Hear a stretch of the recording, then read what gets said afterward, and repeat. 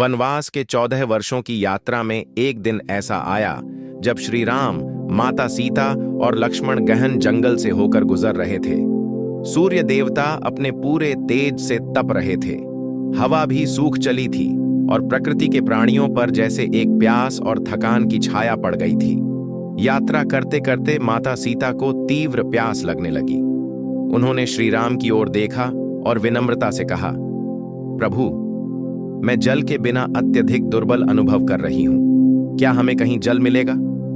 श्री राम को यह सुनकर चिंता हुई। उन्होंने चारों ओर दृष्टि दौड़ाई, लेकिन घने जंगल में केवल वृक्ष, बेलाएं और सूखी पत्तियां ही दिख रही थीं। जल का कोई संकेत नहीं था। उन्होंने माता सीता की व्याकुलता को समझते हुए कुदरत से प्रार्थना की, हे वन देवता, यदि कहीं जल हो तो हमें वहां तक पहुंचने का मार्ग दिखाए।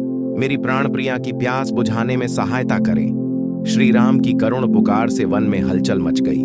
वृक्षों की पत्तियां झंझना उठीं, फूलों से सुवासित वायु बहने लगी और तभी एक दिव्य आभा से युक्त एक सुंदर मयूर आकाश से उतरकर श्री राम के चरणों में आ बैठा।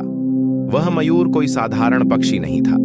उसकी आंखों में प्रेम और भक्ति का भाव था। उसने श्रद्धा से सिर झुकाया और अत्यंत विनम्र स्वर में कहा, प्रभु, मैं आपकी सहायता कर सकता हूं। यहां से थोड़ी दूर एक सुंदर जलाशय है जहां निर्मल जल उपलब्ध है।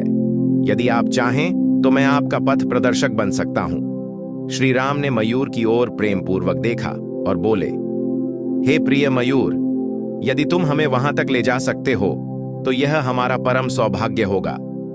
मयूर ने एक क्षण के लिए मौन धारण किया, फिर हल्की मुस्कान के साथ बोला, प्रभु, मैं उड़ सकता हूं और आप पैदल चलेंगे। यदि मैं सीधे उड़ जाऊं तो आपको मार्ग का पता नहीं चलेगा।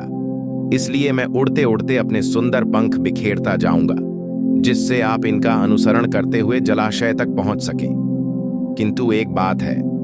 श्री राम ने उत्सुकता से पूछा, क्या बात है प्रिय मयूर? मयूर ने अपनी आंखें बंद कीं, जैसे भीतर से कोई शक्ति ग्रहण कर रहा हो। फिर धीरे से उत्तर दिया, प्रभु, मेरी प्रकृति यह है कि मैं केवल एक निश्चित ऋतु में ही अपने पंख गिरा सकता हूं। यदि मैं अपनी इच्छा से पंख गिराने लगूं तो मेरा जीवन क्षीण हो जाएगा। किंतु यदि मेरे पंख आपके मार्गदर्शन में सहायक हो सकते हैं तो मेरा यह जीवन अर्पित करने योग्य ही है। श्री राम यह सुनकर स्तब्ध रह गए। उन्होंने स्नेहपूर्वक मयूर के सिर पर हाथ रखा और बोले, हे प्रिय मयूर, तुम धन्य हो। जो व्यक्ति अपने प्राणों की परवाह किए बिना दूसरों की सेवा करता है वह अमर हो जाता है।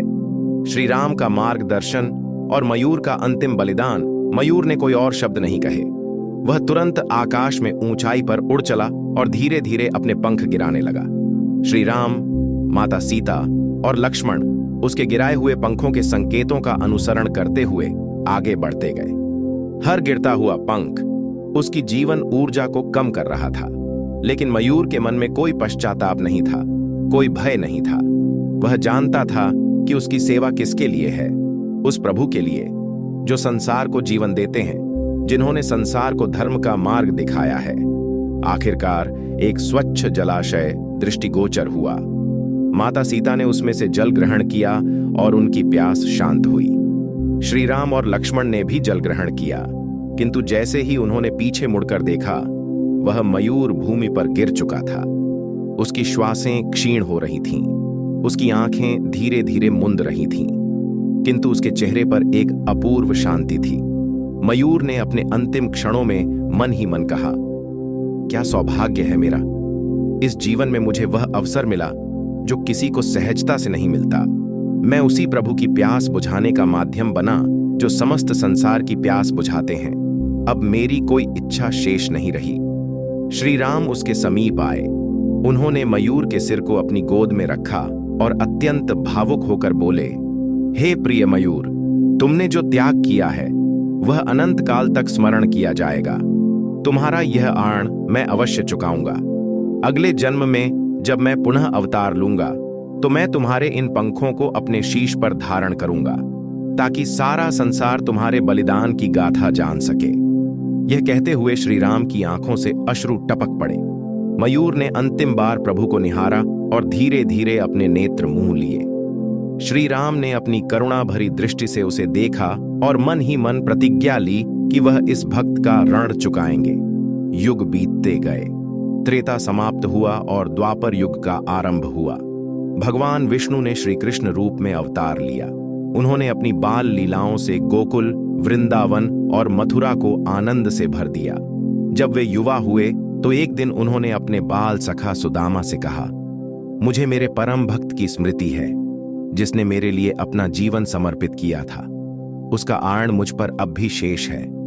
और तभी उन्होंने एक सुंदर मयूर पंख उठाया और उसे अपने मुकुट में सजा लिया। अब से यह मयूर पंख मेरा अभिन्न अंग होगा। यह मेरे मुकुट का आभूषण नहीं, मेरे उस भक्त का प्रतीक है जिसने अपना सब कुछ मुझे समर्पित कर दिया था। तब से लेकर आज तक श्री कृष्ण का मुकुट बिना मयूर पंख के अधूरा माना जाता है। जो भी भला हम कर सकते हैं, हमें इसी जन्म में कर लेना चाहिए, क्योंकि पता नहीं अगले जन्म में हमें अवसर मिले या न मिले। भगवान भी अपने भक्तों का आरण उतारते हैं, तो हम तो साधारण मनुष्य हैं, हमें कितने जन्म लगेंगे। इसलिए जितना हो सके निस्वार्थ प्रेम और सेवा करें, यही जीवन का सच्चा धर्म है।